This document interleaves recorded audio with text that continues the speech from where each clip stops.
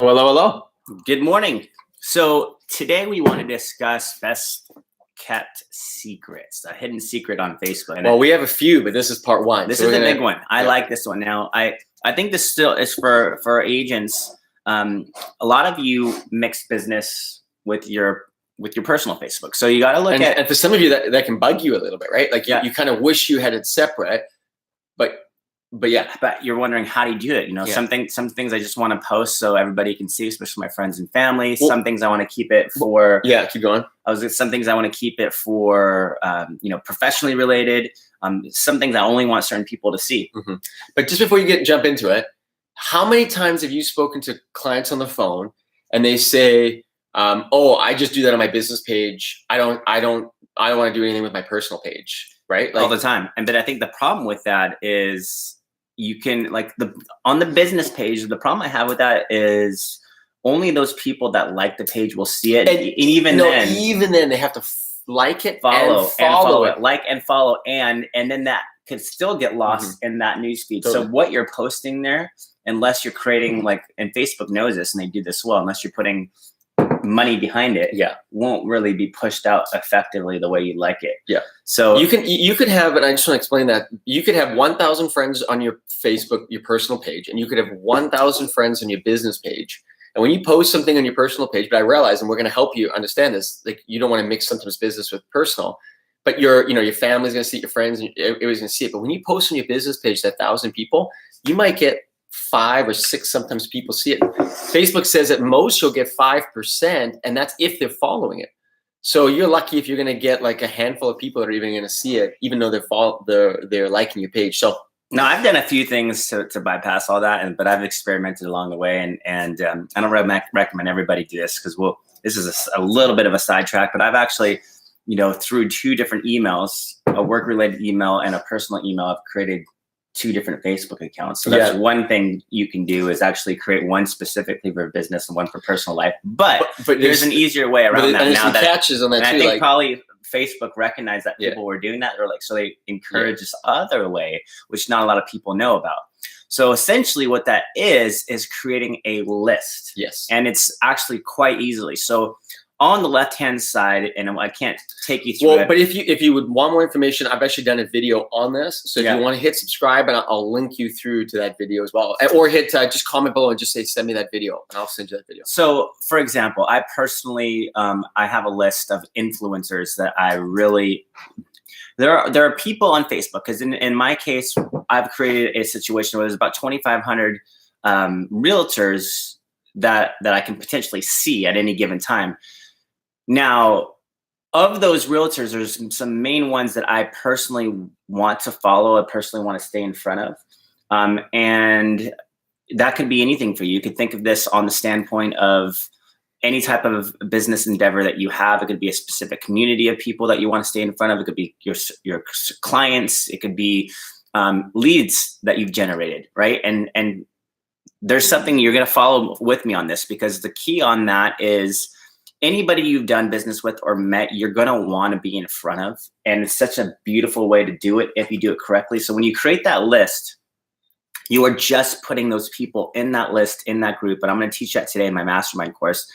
But let's just say you have 30 people that you really want to make sure that you're participating with, because part of what you're going to want to do is engage their posts, stay relevant, stay top of mind. A lot of time when you're engaging with them, they're feeling like they can trust you. They're seeing that you're actually you're actively involved in their life some way or the other. Just even a simple like and a comment there on a post is going to pull back this layer of trust, and they're going to allow you to. Just in case people don't understand how this works, I just wanted to add two things to it. So what Marcus is saying is that when you organize your Facebook friends, you got all your friends, and it's just like a big collection of people. But what you can do is you can actually take the time to organize them into lists. And why that's powerful is now when you post something, you could post to a specific list. Or if you want to follow some people, you can follow a specific list. So there's the 2 sides of that. Yeah. And that's why it's so powerful. So for instance, like let's say you've got your personal with your work, and you've got all these clients, but you've also got your close-knit family. you can actually put your family, your immediate family together, and you could post a photo, like a baby photo, and you could just say, I only want this list to see it. And that's why it's so powerful, because you don't have to, you know, some people are afraid of blowing up their Facebook with a whole bunch of content they don't want everybody to see. Yeah. So that's the first part. And the second part of it is that you can actually organize what you see based on. So what Marcus was saying is, and what I love about it is, like, you could even do a list of, say, your A clients. You have people that you just know, like, out of these 20 or 30 people, if you stay close to them, they send you referrals, like they're your favorites. Like you just know that they're your best clients. You could actually organize your A list on Facebook, and then you could just say, I just want to see their news feed, and you could just see all the posts from those 30 people. So then you can now engage. You cut out all the noise of Facebook, and you're now focusing it around a specific objective that you have. And like Marcus said, you could do it with leads, you could do it with your clients, you could do it with your family, and it just goes on and on and on. I kind of like to compare it a little bit to Instagram, because with Instagram, you're only following people that you decide to follow, right? So at the end of the day, and we both do this, is we follow people that we know we'd like to see. We want them, like, they're influential in our lives, and we cut out the noise. We cut out the noise, and the problem is, if you keep on following back everybody, then there's a lot of noise there. Twitter, Twitter. I mean, even Instagram, I've seen, you know, people who just follow thousands and thousands, and you can get lost.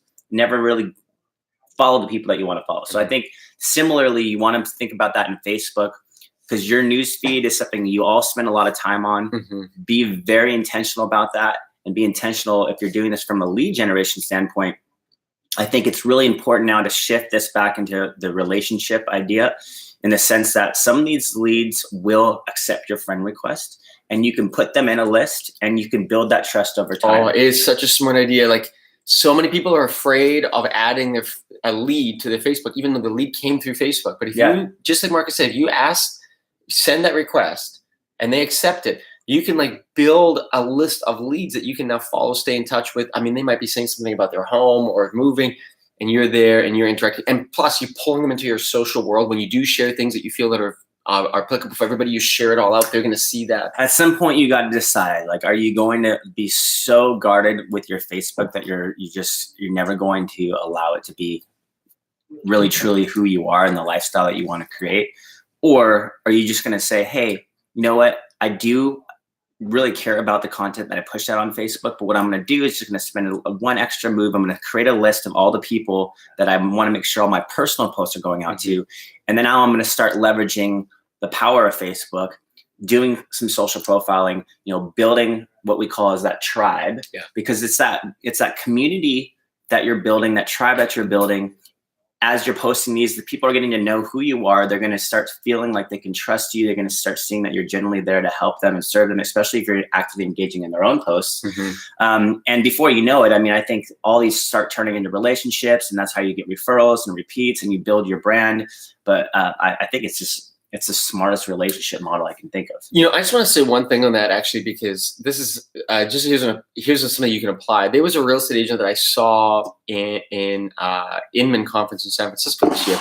And what he does is he has his assistant. He organizes Facebook into lists. And then what he did is he had his certain clients, like particular clients that he wanted to follow. And they just follow those feeds. And one of his clients would say something like, on Facebook, they would just post, oh, I'm just feeling like garbage today. I got like a sore throat. So he would have his assistant quickly put together a little package of, like, you know, some like emergency tea and a little bit of like tea and you know, like, awesome. Send it over and dropped it off right at their house. What happens? The person, you know, gets it and goes, oh my goodness, like, look what my realtor did for me.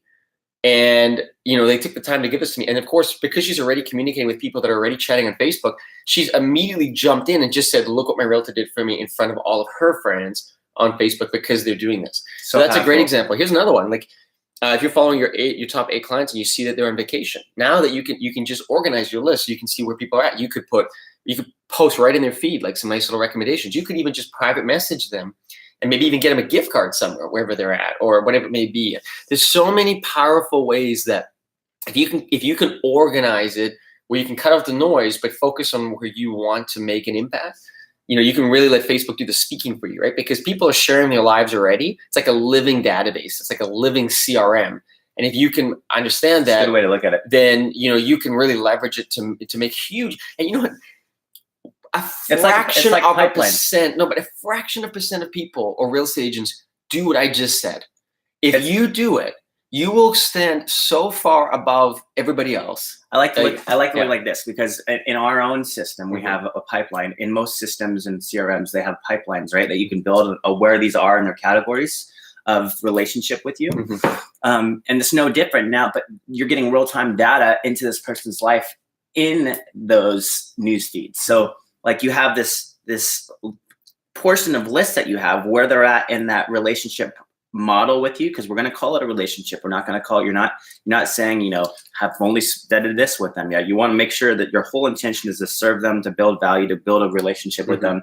And if your intention is there, create these lists on where you have been in that model. And you just actively engage with them, see what they're posting, maybe private message them here and there. Oh, it is, I mean, again, I'm always so passionate about it. Happened to me yesterday. Yeah. I participated in this gentleman's post. Somebody that you want to stay relevant to and in front of. And now, because of that, like we had a Zoom call. He was sharing me with what's on his heart. And in a couple of weeks, I'm going to have the opportunity to be in front of 20 people like him. That I wanted to be in front of in the first place. And just because you organize a list, you organize it so you cut up the noise, and then you just added value. That was within 60 minutes. Yeah, so I'm going to teach a lot of that on today's mastermind call. So if you're a client, make sure that you're there today. And if you're not a client, maybe it's time that you become a client. But first, start with our free course where we kind of highlight a little bit of, maybe I'll build that into the course. Yeah, well, I mean, I would say right now, if you're not a client, definitely jump into that free course. You can get access to that below. If you want to learn more, I've done a light version of organizing your list. Yeah, just comment below and I'll send you that video. But I really encourage, if you are a client, do not miss today's session with Marcus at 11 a.m. Pacific, because remember, these are not recorded. These are one-on-one chats. Everybody in that group just gets so much value. They just up their game. You're literally in a meeting with top producers around you, and it's live, and it'll take your business to the next level. So it's encouraging. It's it's a mastermind. We get to inspire one another. We get to see what's working, what's not working. Talk about best practices, because at the end of the day, we all have these like very big whys, and so we're tapping into those whys, and we're talking about what are the daily disciplines that you need to do, and what are the fun things that you can leverage with technology to help you really uncover where that relationship is in that timeline of you and them. You know, it's gonna be that eventually it's gonna happen. We just want to do everything. Intersecting. We just want to make sure you're doing it in such a way that is going to not only leave a lasting impression, but it's going to allow you to, I think, exponentially build this relationship model to where if you do it correctly, repeats and referrals are naturally going to come. So thanks so much for tuning in. We really appreciate it if you leave a comment below if you like this, or a thumbs up. Also, subscribe to our channel if you like more content like this. Otherwise, enjoy the rest of your day, and do not miss today's Wednesday session. And be there. See ya.